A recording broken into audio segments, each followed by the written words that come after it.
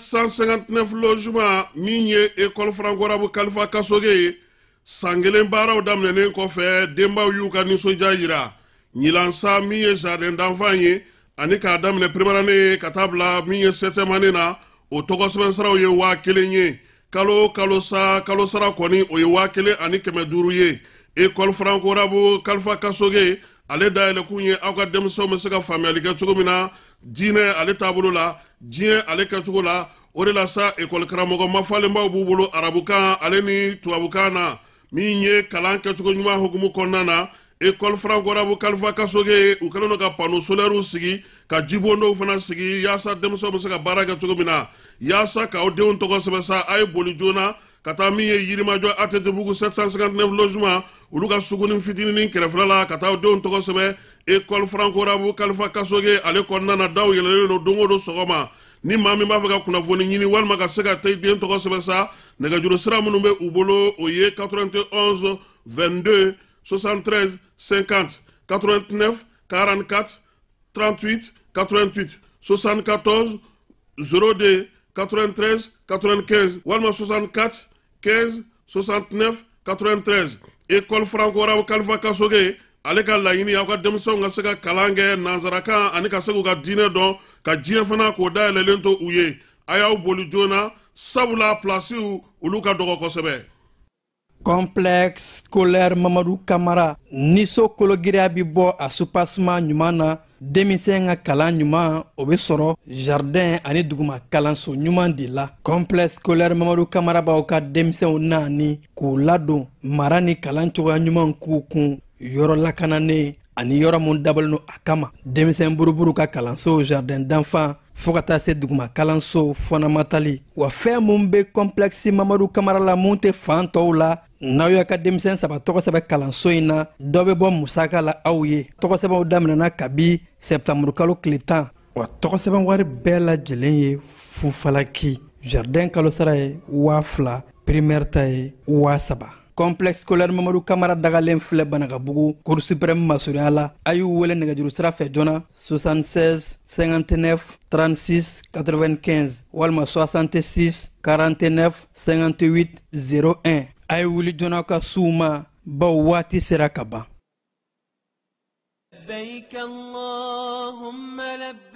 Agence Dunia Travers Service a ko a bɛ bonyamasegin foli kɛ ka ɲɛsin a ka sango hijidenw ma aw minnu ye danaya ta ka da kan aw ka hiji labɛn ni a kɛcogo ɲuman na. N'an taara hɛrɛ la ka segin hɛrɛ la dumuniw ka ɲi bɛrɛbɛrɛli ka ɲi n'an mago bɛ diɲɛ fɛn fɛn na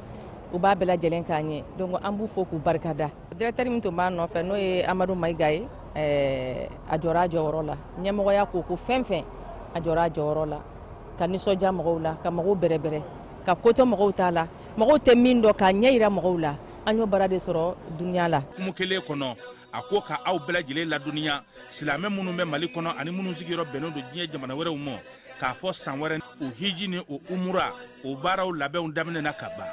O tumana aw minnu b'a fɛ ka hiji kɛ damu lakana ni basigi kɔnɔ Agence Dunuya a kɛmɛ ko fɛɛrɛ bɛɛ lajɛlen tigɛ ka hiji kɛcogo ɲuman kalanw bɛɛ lajɛlen labɛn ka bila aw ɲɛ min ye k'a dɔn siyɔrɔ ni damu ye ka surunya aw ka bato kɛ yɔrɔw la dumuni laki ka sanuma o bɛ tobi ka bila aw ka bolo ka saga n'a ka waati bɛɛ lajɛlen la dɔgɔtɔrɔ jolenw olu bɛ aw nɔfɛ hiji kɛ yɔrɔ ani bato kɛ yɔrɔ wɛrɛw bɛɛ lajɛlen la yɔrɔ bɛɛ ani waati bɛɛ baw bolo kuma dɔ o ka wusa ne de sen ka di ye. Agence Dunia Travel Service jɛɲɔgɔn kelen min bɛ aw ka hiji ni aw ka humura kɛ k'a ɲɛ ale de do o fana ni aw bɛɛ kunnafoni wɛrɛ ɲini a ye weleli kɛ 66 71 37 24 70 64 99 71 ni aw bɛɛ u ka yɔrɔ ɲini u filɛ ni hippodrome yɛrɛ la immeuble station Soma Yafula Kulukɔrɔ sira da la o fana min y'i k'a dɔn Agence Dunia Travel Service ye k'u bɛ dugawu kɛ hiji ni umura kɛcogo ɲuman a n'a musakaw ala k'a nɔgɔya silamɛ bɛɛ lajɛlen ye. Labbaik Allahumma labbaik. En balimaw ni ye kunnafoni ye ka bɔ commission des agences du voyage du Mali. Mali agent de voyage wa commission ba k'u b'a ɲini maliyɛn bɛɛ fɛ n'i y'a laɲini k'a fɔ ka taa hiji la i ka wuli ka t'i tɔgɔ sɛbɛn agence la agence min bɛ yen n'i y'a kanu ko ka d'a kan 2026 hiji ko saudiya kelen bɛ ka sariya gɛlɛnba ta le 31 décembre 2025 n'o y'a sɔrɔ mɔgɔ min tɔgɔ ma sɛbɛn a bɛna gɛlɛya dɛ o de kosɔn agence ka tɔnba n'o de ye commission ye k'u b'a ɲini maliyɛn bɛɛ fɛ ko wuli kuma dɔn o de ka wusa n sen ka di ye dɛ ko agence bɛɛ kɛlen bɛ k'i ka dayɛlɛ ka maliyɛnw kunbɛn cogoya min na tɔgɔ ka sɛbɛn joona o de kosɔn ne min y'a laɲini k'a fɔ i bɛna taa hiji la walima k'i ka maa bila ka taa k'i ka wuli ka bɛn sisan ka boli ka taa agence bɛ k'a fɔ n'i y'a kanu n'a ka baara taabolo y'i diya tɔgɔ sɛbɛnw i ka taa kɛ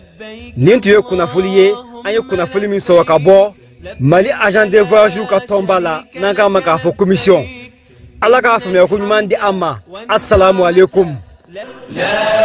شريك لك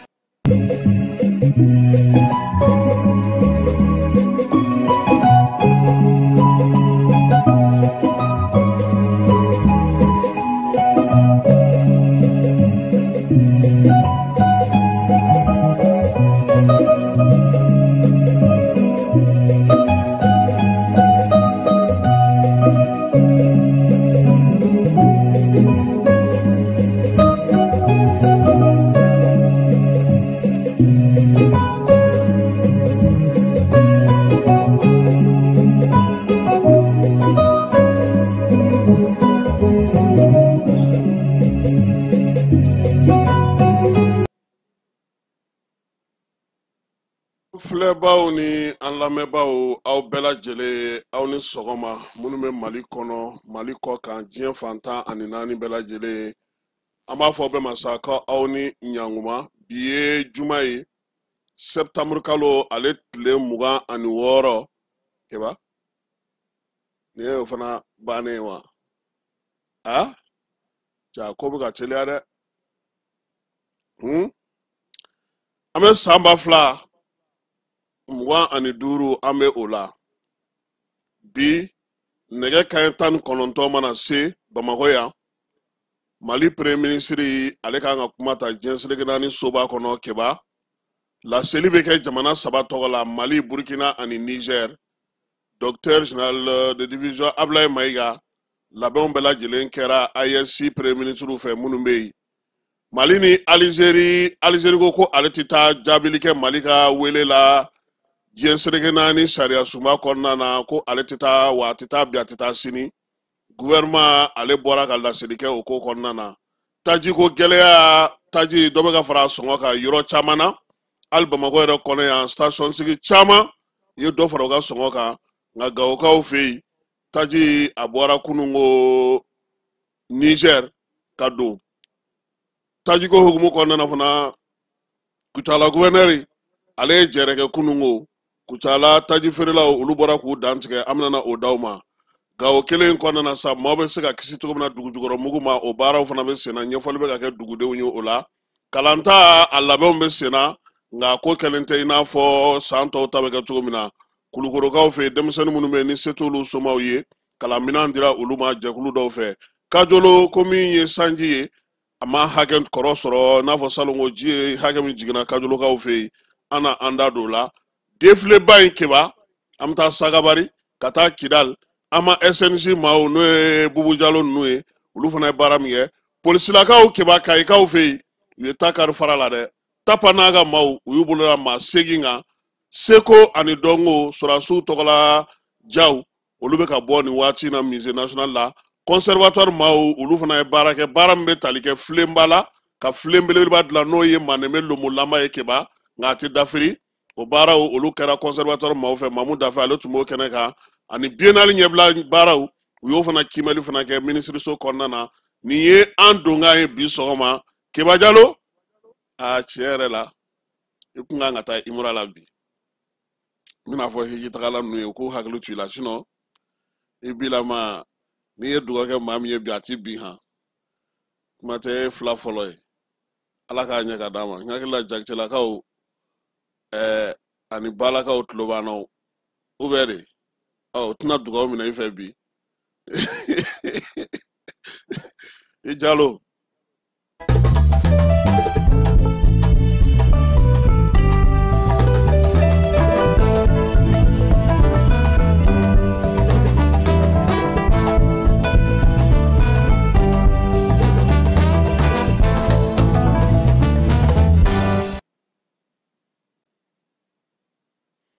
keba mbolo blangi son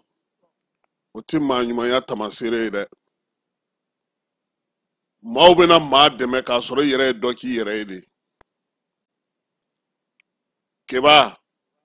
torimasakɔrɔ a cɛ ka jugu dɛ kan t'a fɛ jugunan t'a fɛ nka n'i bolo d'a ka kuma o kuma i bɛ taa sɔrɔ a sumalen dalen bɛ tewu dantanfɛn kelen min bɛ yen keba n'a ti toli n'a sara o ye tori ye ala m'o kɛ bɛɛ ye mali ale ko duga kɔrɔ a ti ɲɛnɛma karaba k'a nin bɔ k'a sogo dun duga kɔrɔ n'a ye min kɛ a b'i jɔ o la duga kɔrɔ a bɛ kɔlɔsili kɛ a ti bin maa kan nka maa de bɛ bin a kan keba n'i ye an ka jamana masiriw ta k'a lajɛ i b'a ye duga de kɛlen don k'i kama yongo jene misiri kunna kalakisɛ 2 o bɛ o duguma tile o bɛ ka bɔ hɛrɛ tile danbe tile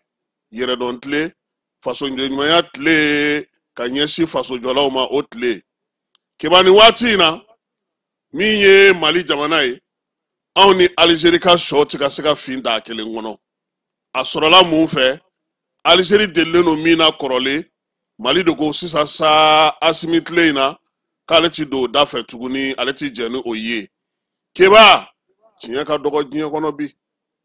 diɲɛ yɛrɛ kabini kɛlɛba laban in banna n'o kɛra san 1945 san n'u ye jɛkulu dɔ sigi ko société des nations yaasa ka se ka kɛlɛbanw kɛ ka se ka ɲɛfɔliw kɛ ka jotigi jo ka jalakitigi jalaki o tɔn in u tilara ka fujinɛw kɔrɔ keba k'o ci ka bɔ yen pewu min ye san 1945 san u taara Nations Unies sigi keba Nations Unies bi foroko langolo tɔgɔba waliyaba fonctionnaire tali nka min ye ka kisɛ kɛ jaba la o ka dɔgɔ bi n'i ye Nations Unies ta k'a lajɛ kɛlɛ min bɛ jamanaw ni ɲɔgɔn cɛ fɔnkɔɲɔgɔnw bɛ jamanaw ni ɲɔgɔn cɛ ale yɛrɛ kɛra maaw bolo minan ye maa minnu ni se bɛ olu ye n'olu ye min fɔ o de bɛ kɛ keba diɲɛ bilama n bɛ tilen k'a f'i ye dɔkɛlaw ta don ni maa min tɛ dɔ kɛ u b'i minɛ k'i fara u bololataw kan n'i ye ko jateminɛ keba tiɲɛ tɛ diɲɛ na namaraw de bɛ yen denjuguyaw de bɛ yen wulikajɔw de bɛ yen fangabatigiw k'u ka fanga yira sentanw na o de bɛ yen e bɛ se k'a faamu cogo di waati min na diɲɛ bɛɛ lajɛlen b'a la ko Palestine ka segin a ka Palestiniya la o waati kelen jamana bɛ yen su ni tile a bɛ bɔmu ci a bɛ kisɛ ci a tɛ dɔgɔtɔrɔso to a tɛ kalanso to a tɛ diinɛso to a tɛ maatɛmɛso to a tɛ kunnafonidila to a b'a bɛɛ lajɛlen fa su ni tile diɲɛ maa ɲɛ bɛ o la o bɛ ka tɛgɛrɛ fɔ o kunna keba ɲangini tɛ se ka ta ka ɲɛsin o jamanakuntigi ma foyi tɛ se ka fɔ a ye wali n'a fɔra ko k'a nɔ minɛ maa si tɛ wuli a nɔfɛ an bɛ diɲɛ sugu jumɛn kɔnɔ bi keba se t'i ye fanga t'i la dabali t'i ye fo n'i tora k'i ɲɛ bilen bɔ dɛ i dun t'i ɲɛ bilen bɔ k'a sɔrɔ fanga t'i la fanga bɛ yira cogo di o ye sɔrɔdasiw ye o ye sɔrɔdasiminɛnw ye o ye wolomasiri tabaw ye o ye jamana marabaaw ye u ka kuntilenna n'u ka danaya n'u ka baara kɛcogo o yɛlɛma min donna mali kɔnɔ yan alizeri ko k'ale t'o fɛ keba n bɛ misali wɛrɛ d'i ma maa min bɛ yen bi n'a bɛ siri kunna amerikɛn kelen minnu ko k'a ɲini k'a fa k'a kɛ su ye ko terroriste don olu kelen de ye Nations Unies dayɛlɛ a ye keba jamana ɲɛmaaw taara ka t'u jɔyɔrɔ min a fana taar'i jɔ yen terroriste kɔrɔ maafala kɔrɔ jamanacila kɔrɔ denw ɲɛnɛmaba kɔrɔ min ye maaw ni kɛnɛ karawaliba siri ɲɛmaa o de taar'i jɔ bi ka kuma diɲɛ fɛ keba tiɲɛ bɛ min dɔnnibaa la yɛrɛ ko ten o ko foyi t'i falen fɛnw bɛ yɛlɛma yɛlɛma de keba ala b'a yɛrɛ sago la dɛ nka maanifin dugukolo kɔkan i yɛrɛ fana k'i jija n'i ko maaw ye maa ye i yɛrɛ ka kɛ maa ye o hukumu kɔnɔna na alizeri tun bɛ anw minɛ cogo min na i ko ka sɛ cɛ ka taa fili kulukulu kɔnɔ anw de ka jamana ɲɛmaaw ko o banna pewu alizeri ko k'o de tɛ se ka kɛ ko fɔ ale ka damayira ɲɛ yira anw na fɔ ale k'a ka senkola ɲɛ yira anw na kaba a nana sɔrɔ k'a fɔ yɛlɛma min kɛra mali kɔnɔ bi falen min kɛra mali kɔnɔ bi mali tun bɛ sɔn fɛn minnu ma u tun bɛna fɛn minnu di anw ma u bɛna dɛmɛ sugu minnu k'anw ye u bɛna an kini k'an fiyɛli min kɛ an ka ɲɛmaa minnu bɛ yen bi olu ko ayi aw duuru nɔnɔ an yɛrɛ duuru basi n'an bɛnna an bɛ sigi an bɛ kuma an ye jamanaw ye jamana minnu yɛrɛ olu bɛ se ka ko dɔw k'an na nka Alizeri man ka se k'o k'anw na keba an bɛ ji la kɔrɔlen dɔrɔn de sɛnɛ kan Alizeri bi a ta tɛ Mali fɛ dɛ Mali y'a kɛ Alizeri ye n'i bɛ fitiriwale sɔ keba a sɔ fini na n'a farala don min a n'a miiri jigi k'a dɔn k'a fɔ ko karisa de ye nin kɛ n ye anw ye min kɛ Alizeri ye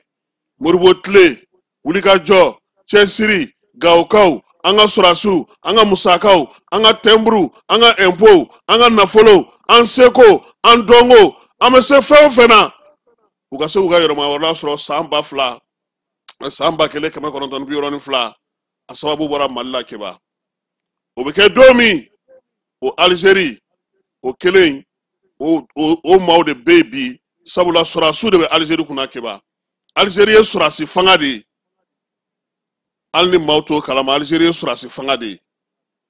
bi olu de ko anw ka sɔn u k'an don dugɔda fɛ u k'an tɛrɛmɛ u k'an boso u k'an feere diɲɛ ma n'u ko min an ka sɔn ma n'an ma sɔn k'u bɛ bamajuwale ni ɲumanwale kɛbaaw bila na Mali fana ko k'ale labɛnnen don k'olu de kɔnɔ keba o baara de senfɛ mars kalo tile 31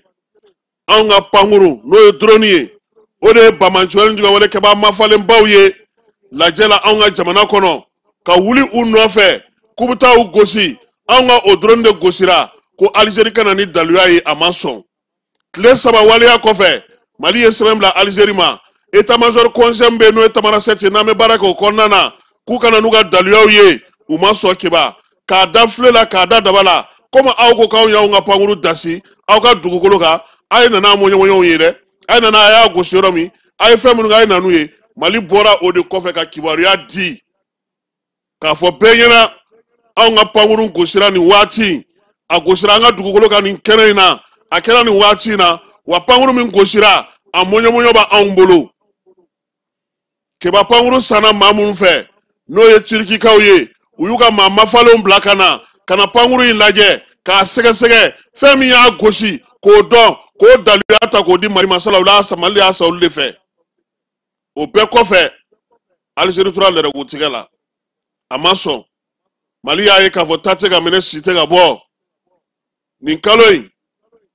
tile 4 Mali taara n'a ta ye bɔgɔ jeninen ka keba hali o fana kɛlen kɔfɛ tuguni Alizeri jamana ɲɛmaaw bɔra k'a fɔ k'o tɛ tiɲɛ ye ko Mali ma plainte foyi don olu juguya la ko foyi tɛ yen keba kiiriso in olu yɛrɛ y'a yira sa k'a fɔ ko Mali ye sɛbɛn da ye olu ka greffier fɛ yen min ye kalo tile 4 septembre kalo tile 4 ye a arrêtera olu fɛ yen a dɔnkɔnɔyara kɛnɛ ka bɛɛ lajɛlen k'a ye ka Alizeri yɛrɛ labɔ a kalama ka bataki c'u ma Mali nana ni nin ye aw ka daluya ye mun ye u ko daluya t'u bolo o hukumu de kɔnɔna na Mali gouvernement ye communiqué kɛ kunun ko keba n'o o ye nin kalo in tile 25 ye furancɛla fanga nin y'a ka communiqué 80 ye kabini u nana fanga la ko k'a yira bɛɛ la sa ko min ye diɲɛ seleke naani sariyaso min bɛ yen n'o ye cour international de la justice ye ko ye Mali la ko dɔnniya nin kalo in tile 19 ko Alizeri banna pewu ko Mali ye laɲini min kɛ ka ɲɛsin u ma k'u t'u da don a kuma na u ka sira t'a la bi u ka sira t'a fɛ sini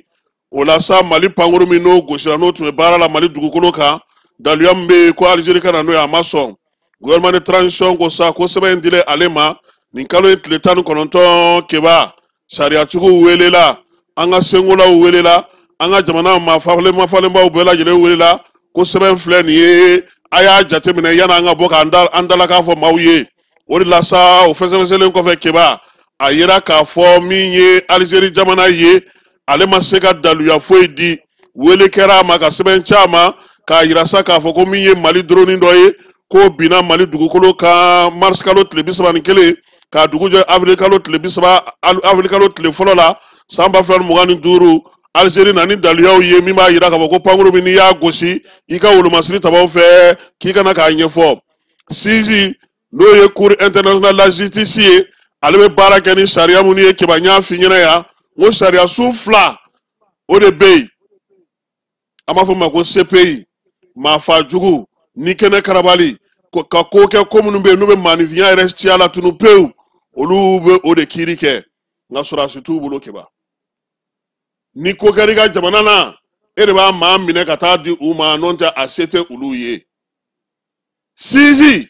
ale ta ye mun ye jamanaw dancɛ ko jamanaw ni jamana cɛ siraɲɛnabɔ ko ale b'o de kiiri tigɛ o fana na ne ko jamana dɔ bɛ yen k'a ye ko k'e la kɛba k'a ma diya e taara n'a ye u fɛ yen u bɛ dɔ in labɔ a kalama n'a sɔnna ka na a fɔra a bana n'a ma sɔn ka na a tɛ se ka gɛrɛ a tɛ se ka foyi kɛ o y'o ko bannen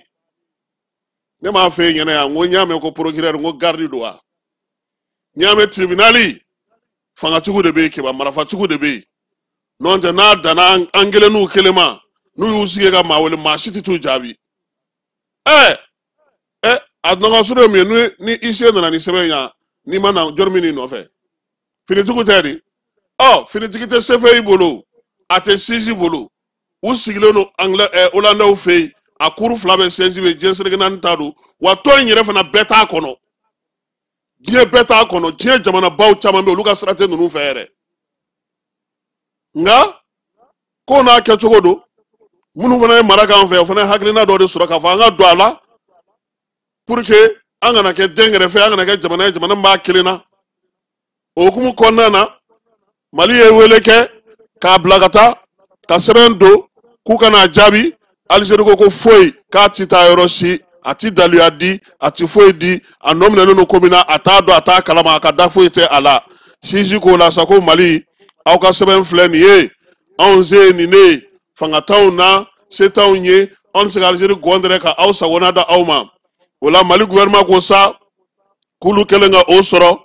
k'u b'a yira sa bɛɛ lajɛlen na k'a fɔ ko olu tun ye fɛɛrɛ minnu sigi ka ɲɛsin Alizeri fanga jaso fanga in ma n'o o ye k'a fɔ sa ko u banna ka na olu jaabi sabula u b'a dɔn k'a fɔ ko tiɲɛ t'u bolo bi u bɛ nkalon de kan wa k'u ka banni Mali gouvernement ko k'ale b'o da minɛn min kɔnɔ o ye k'a fɔ Bamaɲɔgɔn ɲɔgɔnwale kɛbaw min ye u ka ɲɛmaaba minnu tun bɛ ni dɔrɔn kun kan ka olu ba de bɛ dasi k'olu bɔ baara la pewu k'olu danganiyara ka sa k'a fɔ ko Alizeri tun b'u kɔkɔrɔ han k'o de la ko u ye anw ka drone gosi mars kalo tile 31 furancɛla fanga gouvernement ko k'o bɛɛ n'a ta a bɛ welewelema dabila ka ɲɛsin Alizeri ma k'a fɔ a ye a k'i sen bɔ anw ka sokɔnɔ kow la a ka anw ka kow to yen an yɛrɛ k'u ɲɛnabɔ min ye jamana ye Bamaɲɔgɔn ni ɲɔgɔnwale kɛbaw olu wulikajɔw u ka jɛ ka olu kɛ cɛncɛn fo ka bɛ se ka basigi cogo min Mali gouvernement ko k'a b'a ka wele kurakuraya ka ɲɛsin Alizeri ma a k'a diinɛ n'a ŋaniya kɛ kelen ye u ka jɛ k'u fanga fara ɲɔgɔn kan ka min ye Bamaɲɔgɔn ɲɔgɔnwale kɛbaw k'olu kɛlɛ yaasa yiriwa ni kuntalajan o bɛ se ka sɔrɔ cogo min na cɛncɛn fo ka jamanaw kɔnɔ Général Asimi ale ka hukumu kɔnɔna na fanga ɲɛmaa ale ni ministre ka hukumu kɔnɔna na k'u b'a ɲini Mali jamanadenw bɛɛ lajɛlen fɛ k'an ka hakilina kɛ kelen ye basigi lakana yiriwali kuntalajan jamana kɔnɔ k'olu ka baara kɛ kun ye o ye Ala ka Mali kisi Ala ka Mali tanga sɛbɛn in a fasirila septembre kalo tile 25 kɛba san 2025 ministre min bɛ mara kama bɔli kunna n'o ye décentralisation ye fanga ka kuma lasela docteur général de division Ablaye Mayiga premier ministre do min ye commandeur de l'ordre national ye o fana do kɛba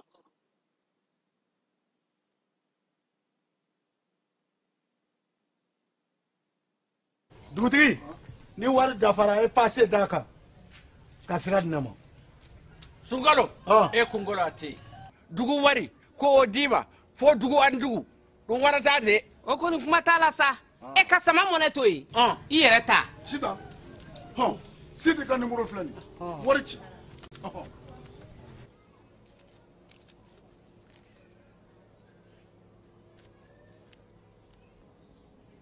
wari sera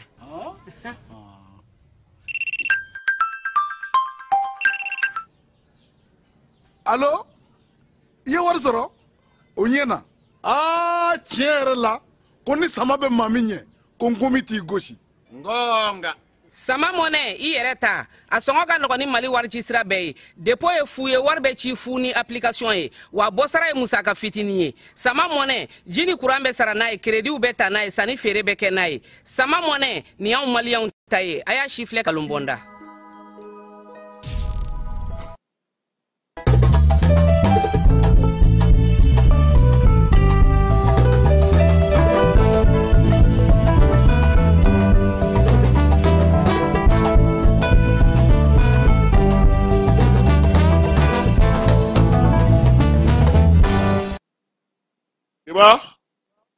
waati bɛ cogo min bi a ma nɔgɔn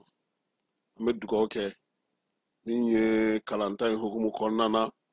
ala ka denbayatigi bɛɛ lajɛlen ka denmisɛnw ka kalanminɛnko nɔgɔya a ye ala k'an bɛɛ lajɛlen sutura kiba ɲinan san kalanta a labɛnw bɛ sen na a yera k'a fɔ san min kɔni daminɛtɔ filɛ nin ye kalanko ta nasira fɛ a bɛ fɔ ma sa ko san 2025 san 2026 nin waati o kan ka kɛ binjugu tigɛli ye ka bɔ kalansow kɔnɔna na kalanta labɛn baaraw olu ka sigi sen kan min ye kalansow kɔnɔ sijo tabani maaw olu ye munumunu salo kɛ kunungo ka taa école Mamadu Konate la Bamakɔkaw fɛ Keba min ye binjugu minnu bɛ yen ani kilasiw kɔni koli o baaraw ma daminɛ fɔlɔ ekɔliso in yɛrɛ ɲɛmaa bɛ maa min bolo n'o ye Abdramani Jalo ye a ye u hakilila tigɛ koyi ko ni ala sɔnna ma k'u ye lajɛ kɛ ka ban kapu maaw u y'a yira sa baaraw kan ka kɛ cogo min na ko ni ala sɔnna u bɛna wuli ka jɔ kɛ denmisɛn minnu bɛ k'olu tɔgɔw sɛbɛn k'olu bila kilasi olu dala dɔgɔkun nata in min ye kalanso yɛrɛ kuru kɔnɔna n'o ye kalanso yɛrɛ dukɛnɛmana ye o lajɛ hali o baaraw bɛna olu fana sigi sen kan kalanta kɔni octobre kalo tile fɔlɔ ye foyi tɛna bɔ o la wa ni ala n'a kɛra sɔnna ma min ye Mamadu Konate kalanso ye a binjugu n'a ɲamaɲamaw bɛɛ lajɛlen bɛna tigɛ kalan kɔni a na kɛ a kɛcogo la i n'a fɔ bɛɛ lajɛlen bɛ k'a laɲini cogo min a na daminɛ a daminɛ cogo la keba min ye Mali fan wɛrɛw ye koro ni tomiya n'o ye an ka jamana ale moti yanfan kana san yanfan ye kalanso kɔni kɔnɔna na maa minnu bɛ bi n'u olu y'u sigiyɔrɔ bila ka kɛ ni gɛlɛya ye ani ji donna maa minnu ka olu kɛlen ka taa ekɔlidenw ka kilasiw kɔni ta k'olu kɛ u sigiyɔrɔw ye min ye korokaw ye n'o y'a sɔrɔ sa tomiyankaw fɛ yen min ye ekɔlisow kɔni ye maa minnu y'u sigiyɔrɔ bila olu kɔni bɛ olu bɛ ka jɔyɔrɔ bɛ ka ɲini olu ye min ye tomiyankaw fɛ yen sa ani korokaw fɛ yen fɛɛrɛ de bɛ ka ɲini bi maaw yɛrɛ y'a yira sa k'a fɔ k'u bɛna fɛɛrɛ de ɲini yaasa maa minnu bɛ yen n'olu sigiyɔrɔ bila n'u bɛ ekɔlisow kɔnɔ u bɛ se ka sigiyɔrɔ sɔrɔ u ye cogo min Bubakari Ɲangali ni ale ye ekɔliso coordinateur ye kapula korokaw fɛ yen ale ka laseli ye o ye k'a yira sa k'a fɔ ko n'o y'a sɔrɔ tomiyaw kɔni kilasiw kɔni labilara korokaw fɛ yen kilasiw ma labila hali bi maa minnu bɛ yen n'olu y'u sigiyɔrɔ bila olu bɛ kilasiw kɔnɔ nka fɛɛrɛ bɛ ka ɲini yaasa u bɛ se ka sigiyɔrɔ sɔrɔ cogo min na Bubakari Ɲangali ale ye o fɔ korokaw fɛ yen kapu ɲɛmaw olu fana y'a yira sa ani prefew k'u bɛ wuli ka jɔ la yaasa maa minnu bɛ yen n'olu kɛlen don ka degun sɔrɔ n'u sigiyɔrɔ bila ka na don ni kilasi ni kalanso ninnu kɔnɔ u bɛ se ka bɔ cogo min u ko ko sisan kɔni tiɲɛ yɛrɛ la ko min ye ekɔlidenw ka taabolobaw ye mɛtiriw ka bureau ani mɛtiriw bɛ baara kɛ ni minɛn minnu ye keba a bɛɛ lajɛlen birisa ɲaaminen don ɲɔgɔn na Bubakari kɔni ko sa ko kɔni ye ko ye ko min ka gɛlɛn binw fana falenenba don kosɛbɛ kilasiw ekɔliso ninnu kɔnɔna na nka a ko ko dɔgɔkun nata in ni ala sɔnna ma u na fɛɛrɛ sɔrɔ o la maa minnu fana bɛ sa n'olu kɔni sigilen don kalanso ninnu kɔnɔ u fana kɛlen don sa ka min ye yɔrɔw kɔni nɔgɔ kosɛbɛ ɲama min b'u nɔfɛ o ɲama dara wuli ka bon kosɛbɛ bolo tɛ se k'a bɛɛ lajɛlen cɛ u na wele dabila ɲɛmaw ma u k'u dɛmɛ Baba Jasana ni ale comité de gestion école la farabe ale tomiyankaw fɛ yen olu ye nin kuma ninnu fɔ sa ko ka fɛɛrɛ sigi sa yaasa u ka école min bɛ yen n'o ye farabe kamate bɛ yen tomiyan kɔnɔna na o bɛ se ka baara bɛ se ka kɛ cogo min na ka ɲɛ yaasa nin baara ninnu ka sigi sen kan kalan ka se ka taa a tacogo la nin yɔrɔ ninnu bɛɛ lajɛlen na k'olu korokaw fɛ yen denmisɛn minnu bɛ yen n'olu somaw kɔni se tɛ olu ye kulukoro kaye 2000 denmisɛnninw o dira olu ma kulukoro marabolo yɛrɛ kɔnɔna na baara in kɛra nin kalo in tile 23 kulukoro waleya in takun ye sa maa minnu bɛ yen ni se tɛ olu ye k'olu ka denbayaw kɔni de la hinɛ yaasa denmisɛnw bɛ se ka kalantaminɛnw sɔrɔ cogo min na nin kalantaminɛn minnu kɔni bɛ ka d'u ma sa jɛkulu min bɛ yen ani tɔn min bɛ yen n'o ye Sira Ayidara ye n'o ale kɔni ka tɔn sigilen don ɲɔgɔn dɛmɛ bɛn ale ni sariya kan sa ale kɛlen don k'o wuli ka jɔ kɛ a dɛmɛbaga sa o ye baɲumankɛtɔn ODG ye ale ni arajo so min bɛ kulukorokaw fɛ n'o ye IDFM ye olu de bɛ k'o baara kɛ kajolo ko sanji a ma kɛ wasa ye kosɛbɛ san 2025 kɔnɔna na min ye météo ɲɛmaa min bɛ kajolokaw fɛ ale ye kibaruya in di k'a yira sa ko ɲinan san kɔni samiyaji a jiginna kosɛbɛ ka tɛmɛ salongo ta kan kajolo cercle yɛrɛ bɛɛ lajɛlen kɔnɔna na ɲinan min ye milimɛtiri 838 buruburu 48 ji u y'o de sɔrɔ tile 87 o kɔnɔna na ɲinan san kɔnɔ k'a sɔrɔ salongo min ye milimɛtiri 1727 buruburu 2 u y'o de sɔrɔ salongo san kɔnɔ danfara ye min ye sa o ye milimɛtiri 180 buruburu 70 ani 2 ji o de bɛ u ni ɲɔgɔn cɛ keba denmisɛnninw musolakaw gawukaw fɛ baara bɛ ka kɛ olu fɛ sa yaasa u bɛ se cogo min na ka tobili o dege min ye restaurant baaraw ye k'o dege waleya in bɛ tali kɛ minisiriso min bɛ yen n'o bɛ baara ni baara dɛmɛ hukumu kɔnɔna na ale ka jɛkulu min bɛ yen n'o ye FAFPA ye ale bɛ ka nin waleya ninnu kɛ waleya in yɛrɛ bɛ tali kɛ sira min fɛ sa o ye malikura ɲɛtaa sira ka bɛn san 2000 ani 63 ma jamana ɲɛmaaw n'u dɛmɛbaaw kɔni bɛ ka nin baara ninnu kɛ yaasa ni npogotigi ninnu keba n'an dara an tɛ taa ninnu dɔ ka l'hôtel la c'est vrai Gawo fana an tɛ se ka taa dumuni kɛ hôtel la on zɔn Gawo Kiya bɛ yen Fatuma bɛ yen Nana bɛ yen Nana Kulubali bɛ yen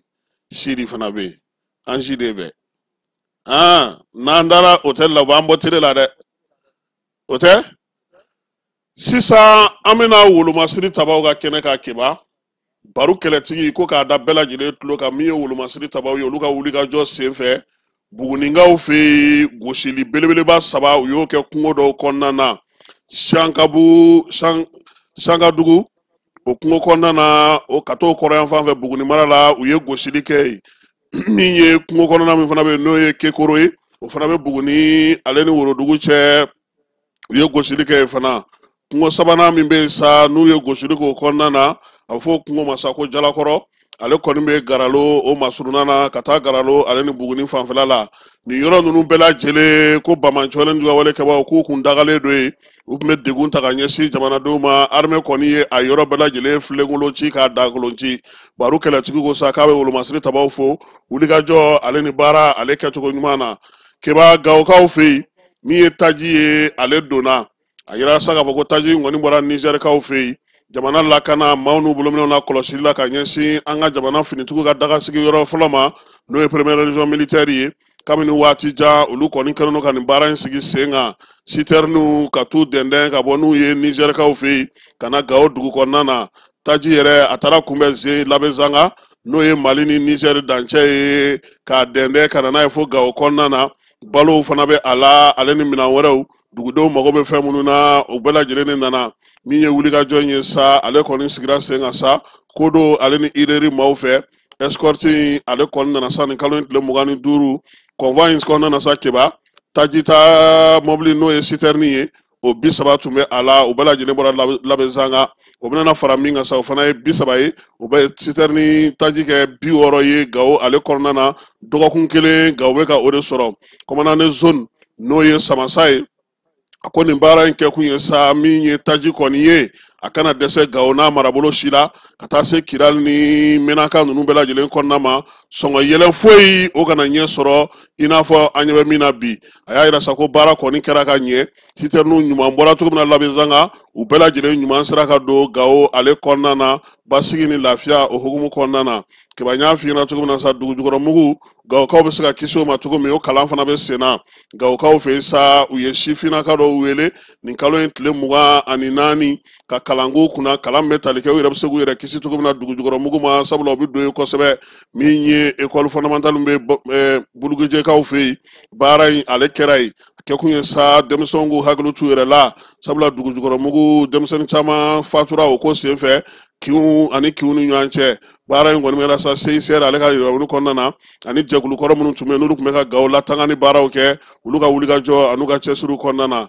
keba tajiko kuma an bɛ to ale la hali bi an bɛ taa Kucalakaw fɛ yen kununko gouverneur ale ye maaw fara ɲɔgɔn kan ka ɲɛfɔli kɛ ɲɛfɔli kɔfɛ sa taji yɛrɛ kan ka kɛ cogo min na ani taji baara kan ka kɛ cogo min na layidu minnu taara taji feerelaw ka tɔn maaw u ye min fɔ ɲɔgɔn ye bannen kununko Kucalakaw fɛ yen an ka jɛ ka olu lamɛn.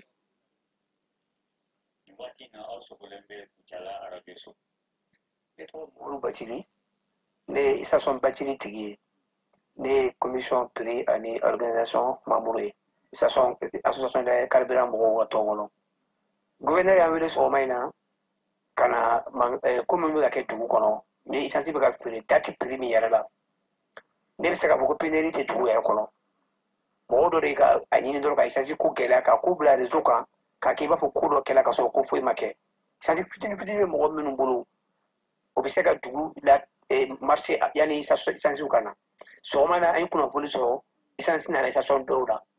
gouverneur yɛrɛ de mɔgɔw bila k'u escorter ka na an yɛrɛ essence to an yɛrɛ ka essence minnu bɛ kɔfɛ u ka organiser ka mɔgɔw bila ka na ni essence ye dugu la donc a ɲininen bɛ bɛɛ fɛ bɛɛ ka essence feere prix officiel la n'o ye 155 a ti kɛ yafa ti kɛ mɔgɔ si ma ni essence feere ka tɛmɛ o prix kan an bɛ essence feere o prix la parce que an b'a kɛ dugu yɛrɛ de kama ni problème bɛ yen an kana kɛ sababu ye ka dugu yɛrɛ mɔgɔw tɔw tɔɔrɔ ni waati ye gɛlɛya waati de ye an fana kan k'a lajɛ an yɛrɛ bɛ se ka ko minnu kɛ nɔgɔya kɔnɔ pour que dugu ka se ka nɔgɔya an ka nɔgɔya u y'an lamɛn sɔgɔma in na gouverneur ko ale ti jɛnɛ ka instruction d'a ma k'a fɔ faamaw bɛɛ fana sigilen ko ni mɔgɔ o mɔgɔ a kɛra butelitigi a kɛra station tigi ye ni maa o maa ye dɔ fara a kan ɲangini dɔ de bɛ sariya bolo k'a ta ko k'a ta k'a sɛgɛrɛ ko ka kɔntarandi k'a ye sɔgɔma o sɔgɔma ko ka kɔntarandi k'a ye ka yaala station ni butelifeerelaw bɛɛ ni ɲɔgɔn cɛ k'a lajɛ minnu bɛ k'a feere ni feere cogo ninnu ni nin kojugu kɛ ninnu nin ko yɛrɛ tɛ mɔgɔ si nafa diɲɛ kɔnɔ nin ko ninnu silamɛ yɛrɛ tɛ sɔn nin ma donc an b'a ɲini bɛɛ fɛ an bɛɛ ka jɛ ka kɛ kucala fɛ an bɛɛ ka kucala dɛmɛ an ka prix an k'a bila waati ko dɔrɔn de don an bɛ sansi feerela sisan 126 n'a nana 155 la an k'a feere o la ka yanni waati in ka tɛmɛ a waati tɛ se ka janya jamana mɔgɔw bɛ labɛnw na u bɛ baaraw la pour que nin ko in bɛ se ka dabila a bɛ se ka ban cogoya min na an kɔni tɛ foyi ɲini an b'a ɲini kucalakaw fɛ ani an b'a ɲini sansi feerela bɛɛ fɛ station tigi butelitigi an ka hinɛ dugu mɔgɔw la an ka hinɛ an yɛrɛ la an ka ko in an ka nɔgɔya an ni ɲɔgɔn cɛ an ka nɔgɔya an n'u cɛ parce que u sigilen bɛ anw de la n'anw tɛ u ti ka taga segin tɛ se ka ɲɛ donc an kana ko in gɛlɛya ka se yɔrɔ dɔ la ko in ma se yɔrɔ min na minnu bɛ ka sansi feere prix o prix ne ko tɛ prix fɔ a ka dabila essence bɛ dugu la essence bɛ ka na a bɛ dugu la donc ne ka kuma ye o de ye ni feerekɛla kuma min na ne yɛrɛ ka fili don an bɛ yafa ɲini ne bɛ ka kuma tɔn tɔgɔ la aw jama bɛ yafa n ma salamu aleykum Mamadu Bacili Sason Bacili merci beaucoup. Ok, maa wɛrɛ b'an bolo kɔrɔ ayiwa o fana bɛna dɔ fɔ balimakɛ tɔgɔ ni jamu. Ne tɔgɔ ye Bɔgɔdaru Konate ne ye sanfɛ feerelaw ka président ye. Wala kunnafoniya minnu ka dase an ka sanfɛ feerela bɛɛ lajɛlen ma an bɔra gouverneur fɛ sɔgɔmada in na gouverneur y'a jira k'a fɔ a ɲɛna ko sanfɛ bɛ ka feere prix gɛlɛn na parce que ale yɛrɛ ye station dɔ kɛ ale ye sanfɛ san 200 station dɔ la bon vraiment a kɔni nana ko station dɔ sanfɛ dɔ kan ka bɔ Sikaso ka na u kan ka escorte ka na sanfɛ dɔ na Kucala wala kɛ sanfɛ dɔ kɔni nana parce que citerne 4 ɲɔgɔn donna dugu la bon k'a fɔ ko mɔgɔ citerne 4 mun donna dugu la k'a fɔ ko mɔgɔ bɛna sanfɛ sa gɛlɛya la ka tɛmɛ gouvernement ye prix mun di kan ko dɔ ko ka dabila ni mɔgɔ sɔrɔla la o b'o tigi minɛ o bɛ kɛ station ka datugu bon an kɔni ye sanfɛ feerelaw ka ɲɛmɔgɔ ye mais ni maa o maa sɔrɔla an ka kuma in kɔfɛ k'a fɔ ko i bɛ ka dɔ fara prix kan donc u b'i minɛ k'i ka station datugu i bɛ tila ka station sara jamana ye bon an tɛ se ka taga kuma na bon o de fɔra an ɲɛna sɔgɔmada in na hakɛto bɛ na sallallahu rasulil karim. Voilà balimakɛ tɔgɔ ni jamu. Ne tɔgɔ Onesa Bashir station Alf Petroleum tigi. Voilà ne yɛrɛ ka kuma n tɛna kuma caya ne ka tɔnmɔgɔw ye min fɔ ne bɛna dɔ de fara kan an bɛnna min kan o de fɔra maintenant an b'a ɲini mɔgɔ bɛɛ fɛ sansi feerelaw bɛɛ fɛ ka to fɛn ko min fɔra sariya in kɔfɛ prix officiel in kɔfɛ bon mɔgɔ o mɔgɔ min ko kɛ ni to ye ko ɲɛɲini b'a la bon ou bien ni gɛlɛya sera mɔgɔ o mɔgɔ ma min ma se ka min faamuya ou bien se ka kunnafoni sɔrɔ bɛna bureau an ka bureau de la bureau de pétrole voilà ne ka kuma de y'o ye sallallahu alaihi wasallam. Ayiwa Keba an bɛ se ka min fɔ n'i ma fili hakili la Mali silamɛ de ka ca dɛ yɔrɔ ayi silamɛ de ka ca nɔ 75 95 o jamana kɔnɔ mɔgɔ bɛ se ka gɛlɛya ta ka ɲɛsin mɔgɔw ma cogo di Keba silamɛ de ka ca silamɛ de ye feerelikɛla ye silamɛ de ye sannikɛla ye an k'an yɛrɛ ɲininka maa kɔni tɛ Ala diribile i b'i yɛrɛ de diribile n'an bɔra yen an bɛ segin ka na an ka défileba in ale kuma na hali bi Keba i b'a dɔn k'a fɔ Mali kɔnɔna na marabolo bɛɛ lajɛlen ye seko kɛ défilé ko in na an bɛ taa aw ka dugu la kitakaw olu fɛ yen cercle kura n'o ye Sagabari ye olu ye défilé kɛ Keba défilé kɛra sababu ye degun mun b'u kan u k'o bɛɛ lajɛlen danganamaya mɔgɔ ka se k'a faamuya Bala Keyita maire ka dangan filana no o be sagabari kaw fe ale min fɔ an ka jɛ ka o lamɛn 22 hukumu kɔnɔna na sagabari ale kɔnɔna na ka foli bila u bɛɛ ye awa ni ye ɲagali ku ye ka kuma ta k'a di ma an ka san 65 anniversaire ni o y'an ka yɛrɛma hɔrɔnya indépendance tali ye donc ka kuma ta o la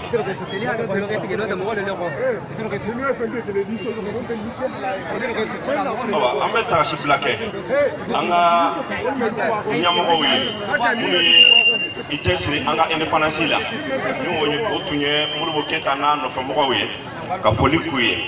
awa an ka kan ka hakili jagabɔ Mali in bɛ situation mun na bi na an ka kan k'an yɛrɛma ɲininka an ka kan ka bɔ nin dingɛ in kɔnɔ cogo mun na an ka kan ka o question an ka kan k'o de poser an yɛrɛ kun na an bɛ cogoya mun na yɛlɛma kan ka don an ka comportement ni fɛn bɛɛ la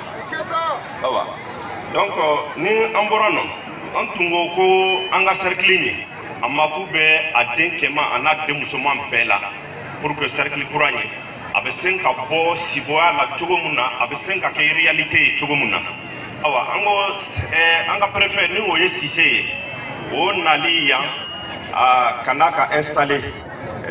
le 26 septembre passé o tun kɛra ɲagaliba ko ye an bolo mais o don kana ta ka bɔ o don na kana bila bi la awa tiɲɛni yɛrɛ yɛrɛ la donc préfet tɛ an kɛrɛfɛ awa ɲagali mun dɔn ɲagali tɔ bɛ a la kosɛbɛ a ka d'an ye ani préfet an ka hɛrɛ ani an ka bɔnɛ an n'a ka bɛɛ tila i ɲɔgɔn fɛ awa k'a fɔ tuguni sisan sagabari kɛra cercle ye a sera ni yɔrɔ ye an yɛrɛ ka problème u kana a ka traiter sagabari an ka sagabari dugu kɔnɔ yan o de kɔni ka d'an ye au lieu que tuma bɛɛ an ka déplacer ka taga Kita ko k'an ka kungow ɲɛnabɔ donc kungow ka kan ka na ɲɛnabɔ an fɛ yan donc o tɛmɛnen kɔfɛ an ko n'i ye an ka kɛnɛyaso ta k'a lajɛ bi na i b'a la ka mun ye ni mun ye kalan dɔɔni kɛ u bɛ taga ka kɛnɛyaso dɔ dayɛlɛ a tɛ sariya mun kɔnɔ o ka kan ka dabila parce que hadamaden ka kɛnɛya o ni bagan ka kɛnɛya olu tɛ kelen ye o ka kan ka dabila tan donc an ka dɔgɔtɔrɔso n'o ye CSRF ye awa gɛlɛyaba bɛ yen a gɛlɛya fɔlɔfɔlɔ o ye personnel ko ye mɔgɔ ɲɛnama tɛ an bolo ye matériel tɛ yen ni o ye baarakɛminɛnw ye donc an kɔni an ye welewelekan bila k'a lase an ka den minnu sigilen bɛ Kita Bamako Mali fan o fan na ani an ka diaspora minnu bɛ tunga la donc u ka dɛmɛ k'an ye dɛmɛ o dɛmɛ n'u bɛ se ka k'an ka CSRF ye pour que an bɛ se ka bɔ nɔgɔ la cogo min na u ka o dɛmɛ o kɛ an ɲɛ la awa an ko an ka CAP in fana n'i ye kalanso ta k'a lajɛ an ka CAP a créé a bɛ san 3 san 2 bɔ mais n'i y'a ta k'a lajɛ maître tɛ an bolo maître tɛ yen kilasi so ɲɛnama jɔlen tɛ an bolo awa tuma bɛɛ gɛlɛya de bɛ yen hali moto o kelen o tɛ CAP mɔgɔw bolo k'i déplacer ko ka taga maîtriw ka suivi kɛ donc an ka kan k'a lajɛ olu fana bɛ se ka ma dɛmɛ cogo min na pour que o suivi ani CAP bɛ se ka dɛmɛ cogo cogo la an bɛ se ka bɔ yen dingɛ in kɔnɔ cogo min na o fana ka kan ka kɛ awa n'i y'o ta k'o bɔ yen an ka kɛnɛya ko la n'i ye kɛnɛya ta k'a lajɛ bi na anw de ye cercle laban ye naani Laginɛ bɛ frontière la k'a lajɛ ko poste de sécurité kelen k'o tɛ an fɛ yan a ka gɛlɛn kosɛbɛ an kɔni an bɛna welewelekan bila k'a lase an ɲɛmɔgɔw ma u ka se ka poste de sécurité dɔ o ka se ka sigi an fɛ yan pour que an yɛrɛ ka lakana a n'an bolofɛnw u bɛ se ka lakana cogo min na donc an ye o welewelekan bila k'o ɲɛfɔ olu ye awa n tɛ se ka bɔ discours nin kɔnɔ ma n ka kumakan in kɔnɔ n tɛ bɔ a kɔnɔ ma ni ma foli belebele kɛ Sagabari jeunesse ye Gadugu 1 jeunesse ye u ye baara mun kɛ nin 22 septembre ye organisation na ka u fo u ma fɛn si kɛ fɛn mun ni a bɛna se ka kɛ ka fɛrɛ d'a la ko nin événement ye a ka réussi cogo min na donc o de kɔn dɔn hakɛto b'a la sala sɛlɛ Keba Sagabari cercle kura don maire ka danga n'o ye Bala Keyita ye a ka ci bilara ka na an fɛ min ye Usman Keyita ye ale bɛ radio Sagabari la an b'a yɛrɛ fo a ka wuli ka jɔ n'a ka timinandiya la maire ko k'olu ka préfet tɛ yen k'olu ka ko bɛ taa ɲɛnabɔ Kita de olu b'a fɛ ka ko ka ɲɛnabɔ u yɛrɛ fɛ yen sabula u yɛrɛ kɛra cercle ye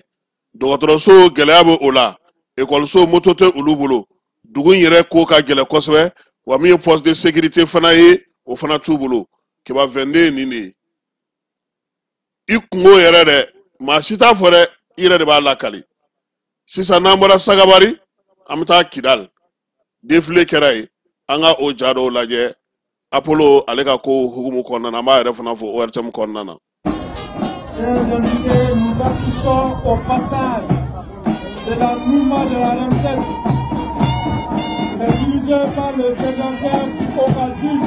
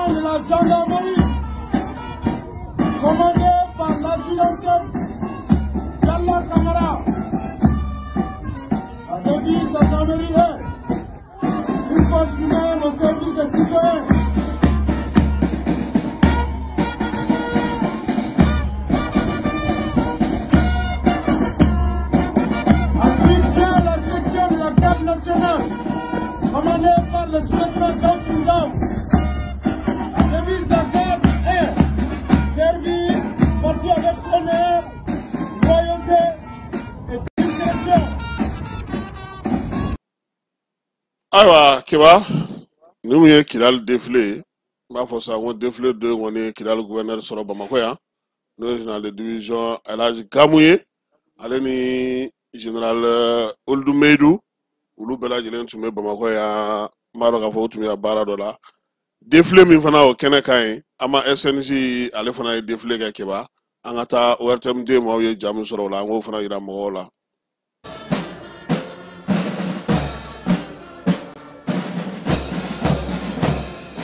jamana kɔnɔdenw wasalen a n'u hakili sigilen tun bɛ ka nin défilé militaire civil min kɛra sababu ye ka Mali ka san 65 n'a ɲɛnajɛw la ɲɛnamaya a dayɛlɛla sɔgɔmada in na boulevard de l'Indépendance sanfɛ ni fanfare ka dɔnkiliw ye wa ancien combattants fo ka taa se société civile ma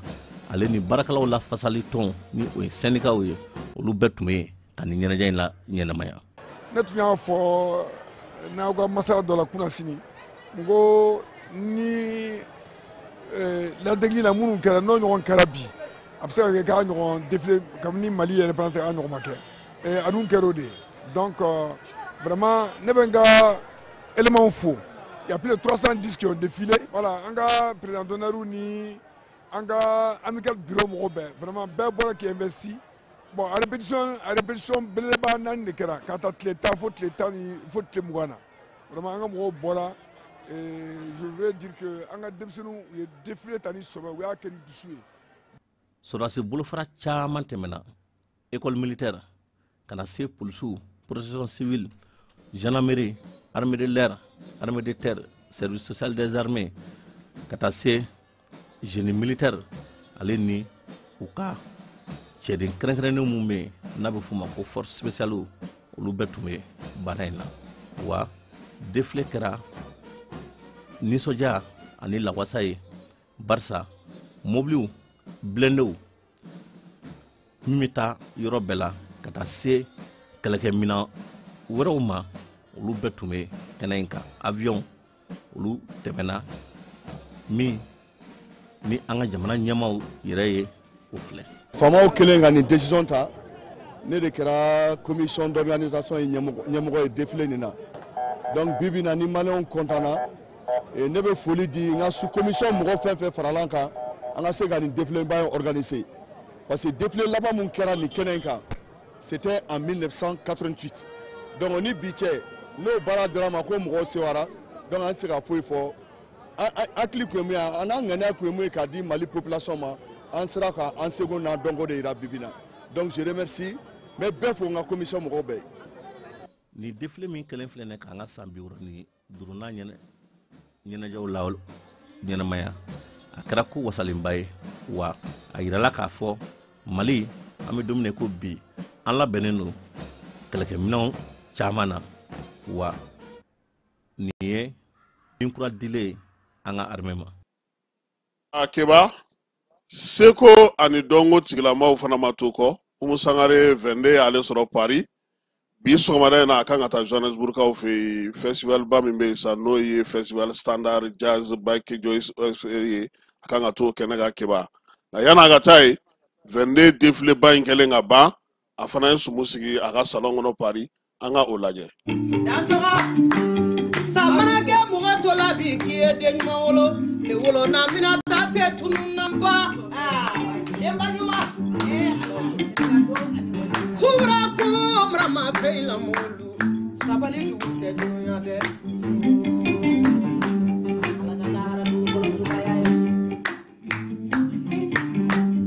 sayate muga bi ki kadi nyaye ne dogoni na bintu tarami ne bolo be ngodo so jeli molu sabeli dugu tedo sayate moto ki kadinya moye sate moto ki sela kola sayamani dia kesi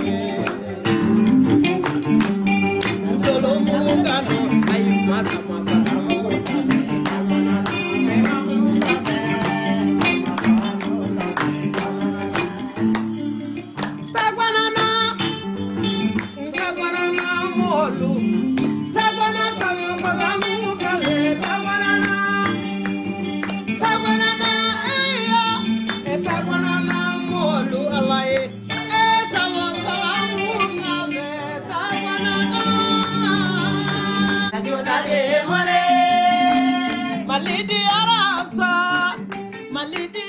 Malidi nyumanu maliba bedia donola malidi ara izidi dayelena simayera malidu kono simayera dunya malidi ara nekayera sanuyera malidu kono sanuyera yorobe malidi ara malide befafa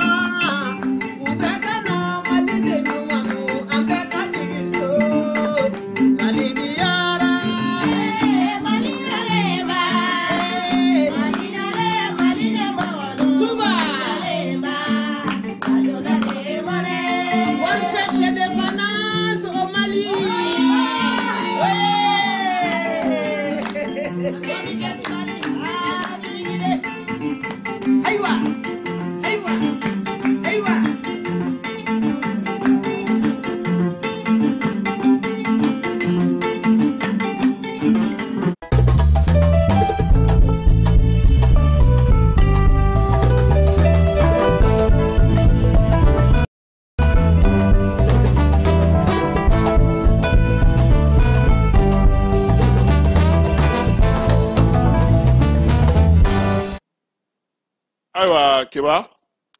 an ye kibaruya duman sɔrɔ min ye an baarakɛɲɔgɔn ye n'o ye Elbashir Cham ala ye a ɲuman segin ka taa ka so fosi tɛ a la kibaruya in an y'a sɔrɔ Isaka Tamura ni o ye sɔfti ye an bɛ dugawu kɛ sa min y'an balimakɛ ye ala k'a kisi a ɲɔgɔnna wɛrɛ ma ala k'a ɲuman segin a ka so a ka baaraw a ka segin ka olu daminɛ i n'a fɔ a tun b'a kɛ cogo min na kɔrɔlen cɛsiri ni timinandiya ni kunnafoni sanuman ɲinini k'o di jamanadenw ma an b'a fɔ ko Cham ko ala dangana n'a ɲuman ye a ka denbaya la muso fana an b'a fɔ a n'a denw a kɔrɔkɛw a n'a balima n'a sinju minnu ye wulikajɔ kɛ k'u bɛɛ lajɛlen fo min ye Elbashir Cham ye an b'a yɛrɛ fana fo kiba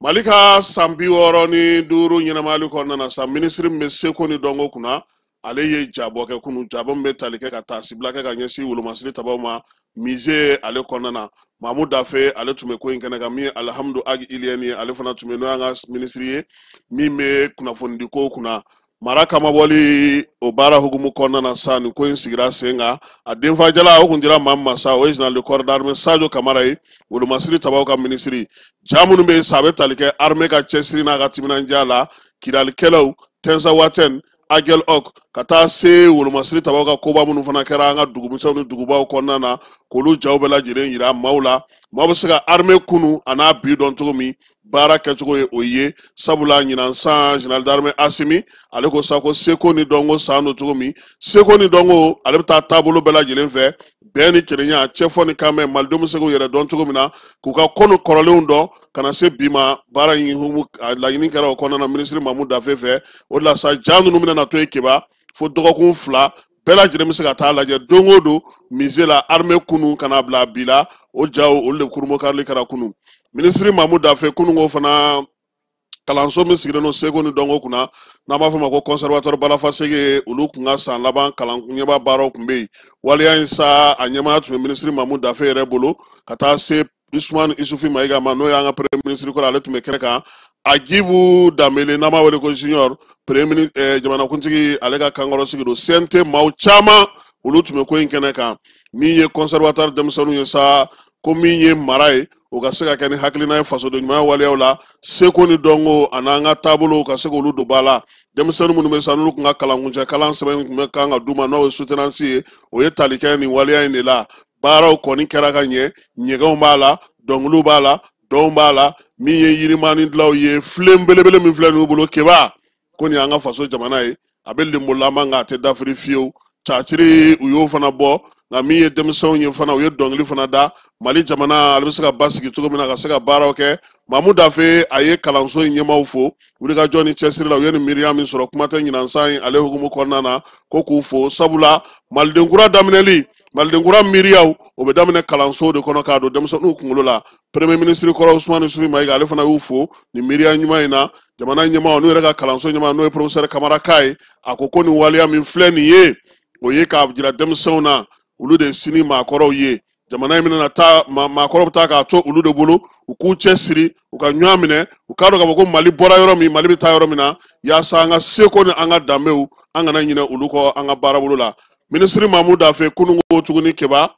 biennale ɲɛbila baara hukumu kɔnɔna na jɛkulu kɛrɛnkɛrɛnnen min sigilen don biennale ko hukumu kɔnɔna na a y'olu bɛɛ lajɛlen wele ka n'a ka minisiriso kɔnɔna na sa sabula biennale a bɛ k'i degu ka na phase régionale yɛrɛ bɛ ka kun cɛ biennale yɛrɛ ye décembre kalo tile 18 ka taa bila tile 28 na a bɛ kɛ tumutukaw fɛ yen baara minnu kɛra ka tɛmɛ baara minnu bolodalen don ani waleya minnu bɛ senna jɛkulu min fana kun taara tumutukaw fɛ yen nin kalo in tile 10 ka taa bila tile 15 la olu taara min ye u ye min faamu baaraw bɛ niveau minnu na ani fɛn minnu kan ka kɛ u y'u da don o bɛɛ lajɛlen na yɔrɔ kura minnu kan ka dilan ani yɔrɔ minnu bɛ yen n'olu kan ka kɛ kura-kuraw ye k'olu labɛn maaw bisimilali kow la ɲɛnajɛw kan ka kɛ yɔrɔ min na ani denmisɛnw yɛrɛ bɛ si yɔrɔ minnu na ka t'olu bɛɛ lajɛlen lajɛ ɲɛfɔli kɛra minisiri ye a ko halisa dɔ bɛ se ka fara baara kan yaasa a ka ɲɛ sabula minisiriw caman fana wulitɔ don keba don nataw la ka t'u ɲɛda kɛnɛ in kan premier minisiri ale ka yamaruya o kɔnɔna na an bɛ taa fan fɛ an bɛ sɔrɔ ka na min ye polisiw olu ka kɛnɛ kan.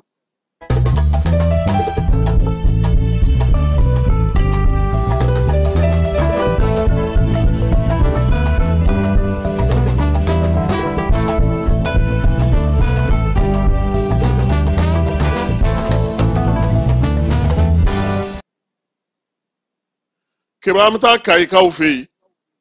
Kayi polisi directeur régional n'o ye contrôleur principal de police Tapa Uri Jalo ye ale ye wulikajɔ dɔ sigi sen kan k'o tɛgɛ kɛ sa ko kokajɛ kokajɛ in o hukumu kɔnɔna sa Kayi premier arrondissement ni o commissaire yɛrɛ ye commissaire de police Dawuda Sise ye olu ye wulikajɔ kɛ nin kalo in tile 23 a n'a tile 24 wulikajɔ belebele min n'u ma Kayi wo misɛn fosi to yen o y'a to sa u ka se k'u bolo da siganama 8 kan maa minnu bɛ yen n'olu bolo tɛ bin ka wuli min ye droguw ye ale ni kiribikiribifɛnw olu caman yera u bolo telefɔniw caman fana yera ani moto siganamaw o yera u bolo waleya in daminɛ don yɛrɛ n'o ye kalo tile 23 ye n'o ye septembre kalo tile 23 ye wulikajɔ in y'a to sa timinandiya ani cɛsiri fɛ u ka se k'u bolo da maa dɔ kan ale kɔni tun bɛ moto dɔ sanfɛ keba drogue de tun bɛ ale bolo k'o dogo valise dɔ kɔnɔ a minɛlen sa a yera k'a fɔ sa min ye drogue kɔni a birikiden 17 a b'a fɔ ma ko cannabis ani chambre indien min ye o kisɛ plaquette 200 o de tun bɛ a bolo ani tramadol fana o fana kisɛ 200 tun bɛ a bolo min ye nin waleya ninnu bɛɛ lajɛlen sa polisiw tɛgɛda kamalen ka kɛba o kɔfɛ kalo tile 24 min ye maa siganama wɛrɛ fana o fana sera ka minɛ wulikajɔ senfɛ bɛnkundakaw olu fɛ yen ni kɔni taara a tɛgɛ ma caw polisiw y'a minɛ k'a bolo to baara la kɛba a tun b'a fɛ ka maaw ka bitigi dakari k'a minɛn bɛɛ lajɛlen cɛ ka taa n'a ye a minɛlen ɲininkaliw senfɛ sa a ma dogo ko ye a ko tiɲɛna ale ye zon ye nka a kelen tɛ a ye kɛba tɔgɔ fɔ ye k'i pan ne kunna ka kɛfala ye tɔgɔ fɔ kɛba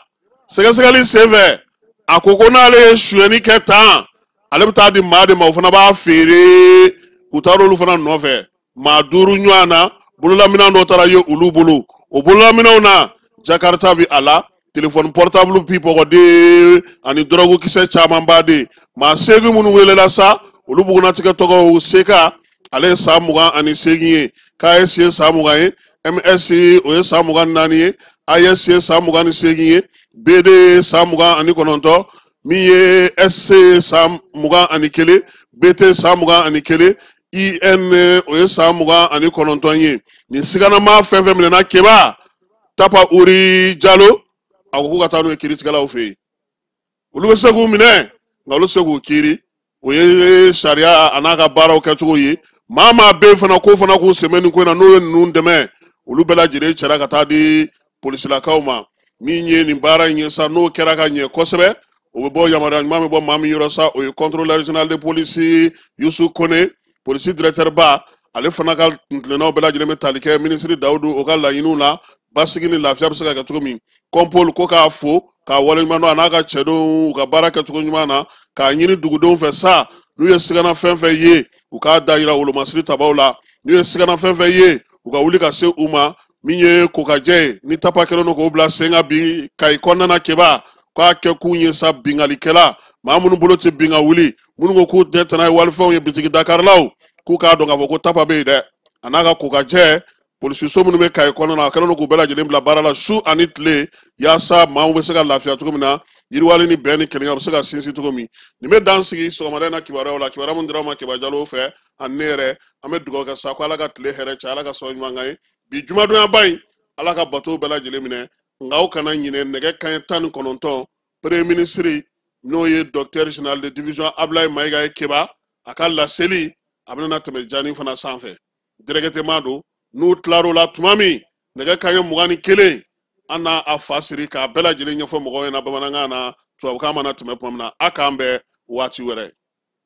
Yirimajɔ ATT-Bugu 759 logement min ye école franco-arabe Kalifa Kasoge ye san kelen baaraw daminɛnen kɔfɛ denbaw y'u ka nisɔndiya jira ɲilansa min ye jardin d'enfant ye ani k'a daminɛ première année ka taa bila min ye 7e année na o tɔgɔsɛbɛn saraw ye 1000 ye kalo sara kɔni o ye 1000 ani 500 ye école franco-arabe Kalifa Kasoge ale dayɛlɛkun ye aw ka denmisɛnw bɛ se ka faamuyali kɛ cogo min na diinɛ ale taabolo la diɲɛ ale kɛcogo la o de la sa école karamɔgɔ mafalenbaw b'u bolo arabukan ale ni tubabukan na min ye kalan kɛcogo ɲuman hukumu kɔnɔna na école franco-arabe Kalifa Kasoge u kɛlen don ka panneau solaire sigi ka jibondow fana sigi yaasa denmisɛnw bɛ se ka baara kɛ cogo min na yaasa k'aw denw tɔgɔ sɛbɛn sa a ye boli joona ka taa min ye Yirimajɔ ATT-Bugu 759 logement olu ka suguni fitinin kɛrɛfɛla la ka taa denw tɔgɔ sɛbɛn école franco-arabu Kalifa Kasoge ale kɔnɔna na daw yɛlɛlen no don o don sɔgɔma ni maa min b'a fɛ ka kunnafoni ɲini walima ka se ka taa den tɔgɔ sɛbɛn sa nɛgɛjuru sira minnu bɛ u bolo o ye 91 22 73 50 89 44 38 88 74 02 93 95 walima 64 15 69 93 école franco-arabu Kalifa Kasoge ale ka laɲini aw ka denmisɛnw ka se ka kalan kɛ nanzarakan ani ka se k'u ka diinɛ dɔn ka diɲɛ fana k'o dayɛlɛlen to u ye a y'aw boli joona sabula plasiw olu ka dɔgɔ kosɛbɛ